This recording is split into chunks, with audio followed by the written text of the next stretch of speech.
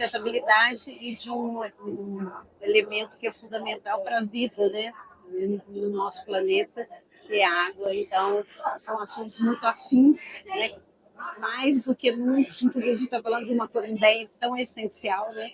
Eu queria que você falasse como é que vocês encaram esse desafio dessa produção cada vez mais sustentável, dessa produção de água cada vez mais sustentável, que é o que o Copasa está fazendo, né?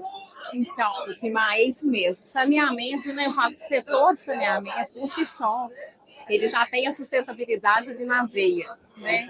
Porque quando a gente cuida da água, quando a gente coleta e trata o esgoto, no final do dia a gente está levando a saúde pública, então a gente está melhorando ali índices sociais, né? O saneamento ele é uma ferramenta muito potente de inclusão social, de melhoria ambiental, que a gente melhora o meio ambiente, a gente melhora em nossos indicadores do meio ambiente, e a questão do desenvolvimento econômico também, que é totalmente atrelada aí ao saneamento, né? Aqueles locais, a gente está aqui no evento, que é um evento que tem como objetivo fomentar a indústria, né? E as indústrias, elas priorizam ali se instalar em territórios onde tem o saneamento, porque faz parte ali também dos processos produtivos da indústria, a própria questão de produtividade dos colaboradores da indústria, porque quando a gente trata a saúde, né, preventivamente, você está impactando, influenciando nos índices de absenteísmo, de produtividade dos colaboradores, que não se afastam mais por motivos de doença de veiculação hídrica. Então, assim, a gente prestando o nosso serviço, a gente já impacta na sustentabilidade do território. No entanto, na Copasa, a gente desenhou uma estratégia, um modelo de negócio hoje, que ele é completamente sustentável. Então, a gente promove diversos projetos, diversas ações que são voltadas para fortalecer os compromissos que nós temos na nossa agenda ESG.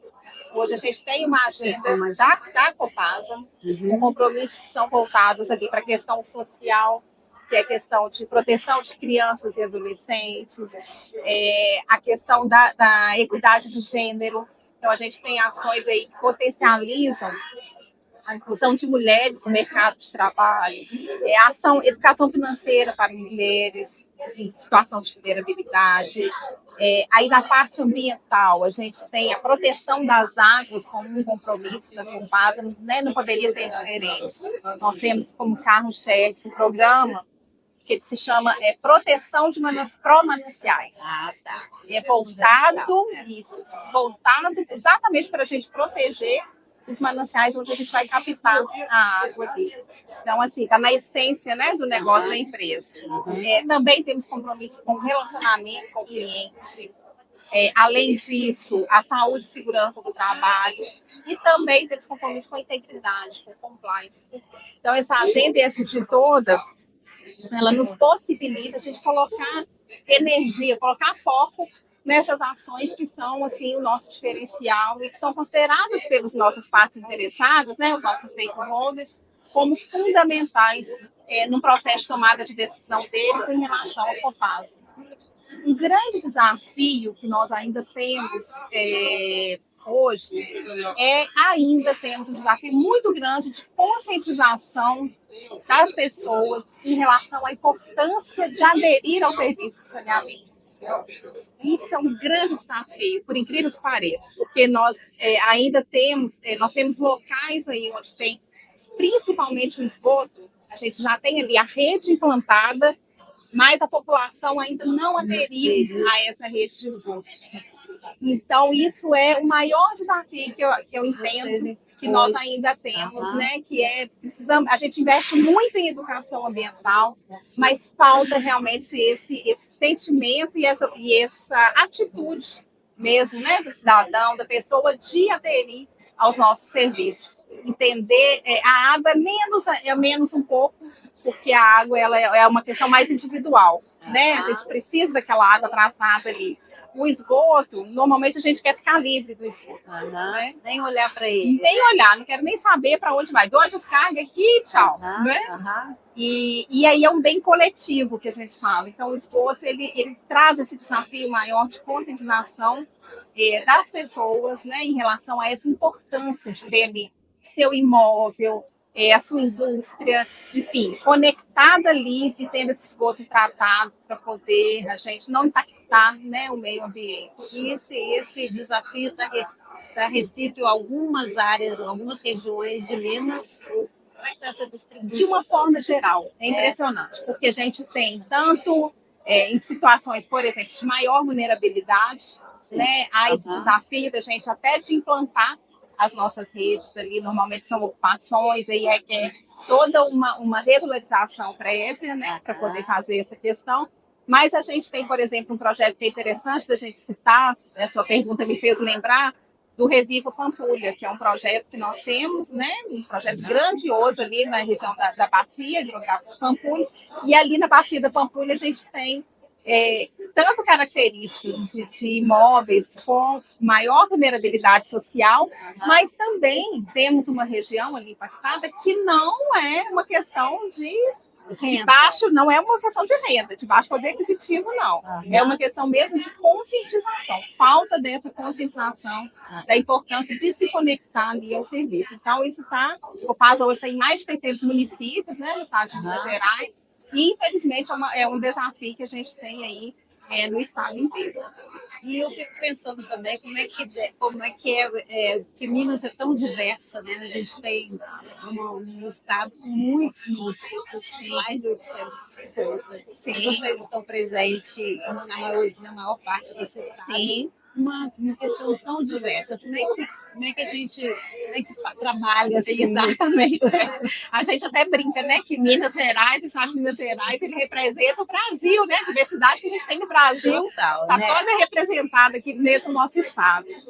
E aí, realmente, é um desafio também trabalhar com essa diversidade toda, que a gente coloca como diretriz, né? Que a gente tem de diretriz da nossa gestão, autogestão, a gente realmente a gente faz trabalhos técnicos sociais para tratar tanto impacto ambiental como social. Nesses trabalhos, a gente tem, primeiramente, um diagnóstico, então, do território onde a gente vai trabalhar, para que a gente identifique ali quais são as necessidades daquele território, né, das pessoas que ocupam aquele território e vão ser impactadas por nós de alguma forma. E a gente faz tudo isso, desenha ali quais são os projetos. Temos alguns projetos que já são, que a gente chama de projetos de prateleira, que são projetos que já são assim, previamente definidos. A gente tem ali uma lista, né, de projetos que podem ser implementados, mas a gente precisa de ouvir aquela população do território para poder entender e construir junto com eles aquilo que é necessário para a gente obter o que a gente chama de licença social para operar. E a gente ter essa população realmente junto com a gente, engajada nessa importância que é o saneamento, e a gente conseguir construir, né, ações ali que vão realmente trazer esse cliente para a gente. Porque isso nós não somos uma empresa de filantropia, né? Então a gente trabalha toda essa questão social, mas é um ganha-ganha. Né? Tem que ser ações e projetos em que a comunidade vai ganhar, mas olhando também o lado da empresa e a sustentabilidade do negócio. Exatamente. A estratégia de sustentabilidade da Copasa é toda pautada em trazer retorno para o negócio. E isso faz parte da sustentabilidade. Porque o tripé ali, né? Se você não tem lá a parte social, a parte ambiental e a parte econômica, econômico-financeira, o equilíbrio entre essas três partes não é sustentabilidade. Exatamente. E a governança perpassando, né? Tudo. Eu tenho uma frase que eu guardei de uma consultora que ela diz: sem o G não tem nem E nem o S. Isso aí, exatamente. Então, essa governança realmente ela é vital para que você até consiga fazer daquele seu negócio um negócio social também, né? Que é essa exigência. Hoje, considerando um relacionamento com o cliente, as novas tecnologias, em que estado você acredita que a Copasa esteja nesse relacionamento com o consumidor? Seja na questão de facilitar, né, esse acesso do consumidor até a empresa. O que você fala sobre isso, nessa relação com o consumidor? Tá. Então, é um compromisso que está na nossa agenda, ESG, né? E esse relacionamento, essa proximidade com o cliente. A gente tem investido muito em novas tecnologias para poder aproximar esse cliente do serviço da companhia. Então, assim, a gente tem várias, tem o atendimento via WhatsApp, são várias ferramentas. Temos o aplicativo da Copasa também. E também temos a agência móvel da Copasa, para atender exatamente a diversidade que a gente falou aqui no início, né? Porque a gente tem alguns locais em que muitas vezes é necessário, a empresa vai até lá, essa agência vai até o território e a gente promove antes mesmo um mutirão, assim, junto com aquela população. Normalmente, quando essa agência móvel vai, a gente utiliza até uma forma diferenciada de negociação, porque normalmente ela vai em locais de vulnerabilidade social para poder facilitar. Então, é um horário que é combinado com a liderança daquele território. Qual o momento melhor, né, para essa agência estar ali? Qual é a necessidade que aquela população tem? Então, a gente tem investido muito, a Copasa hoje tem investido muito nessa questão de aproximar mesmo do cliente. É um grande desafio. Imagina, dada a proporção do Estado. Exatamente. Né? Então, o desafio é proporcional. Exatamente, isso mesmo. Com relação à questão da produção da água, Luciana, assim, que a gente também, a gente acabou de falar dessa coisa das novas tecnologias, a gente tem a questão do desperdício, né, da gente diminuir o máximo possível esse desperdício, porque é uma água que custa caro para produzir, né? Com certeza. Então, como é que a gente pode também, a sociedade, contribuir com esse movimento que é próprio da empresa, trabalhar a redução do custo, enquanto também o consumidor trabalha essa questão do uso mais racional, né? Sim. A gente sempre fala, né, que assim, é o uso consciente desse recurso, né? Então, como que é importante a gente cada vez mais conscientizar as pessoas. Uma vez, a gente falando sobre isso, aí teve uma pergunta que uma parte interessada nossa falou assim, mas peraí, vocês vendem água, né? Vendem o produto e estão falando para a gente reduzir esse consumo? E realmente é isso mesmo, né? Quando a gente está falando de sustentabilidade e conscientização ambiental, é muito importante que a gente entenda a importância do consumo consciente da água. É um recurso que a água é assim, é um recurso limitado. Embora a gente tenha uma consciência de que não, né? Há um senso comum de que não, tá aí, é ilimitado, não, é um recurso limitado. Quanto que você traz do custo que é cuidar dessa água? Quanto mais contaminada esteja o manancial, maior, né? A gente precisa de utilizar mais produtos, enfim, para poder para que ela se torne ali, uma água potável. E hoje em dia, falando em tecnologias para isso, né, a gente tem muitas ações voltadas para o desenvolvimento tecnológico, exatamente para a gente poder até reaproveitar a água. Então, até algumas indústrias, por exemplo, já não utilizam em alguns processos produtivos a água tratada, né? Então, a água bruta, reaproveitar essa água. A gente tem projetos voltados também, falando um pouco aí desse ciclo de vida, né, do produto. A gente tem a questão do reaproveitamento do lodo, por exemplo, do esgoto. Ele passa por algumas fases ali de tratamento. A gente tem metodologias aí e tecnologias que vêm para cada vez mais esses resíduos do tratamento sejam aproveitados, por exemplo, como fertilizante. Então, dar outras, né? A questão da economia circular, né? A gente circular aí esses resíduos para que tenham outros fins, né? Possam ser reaproveitados.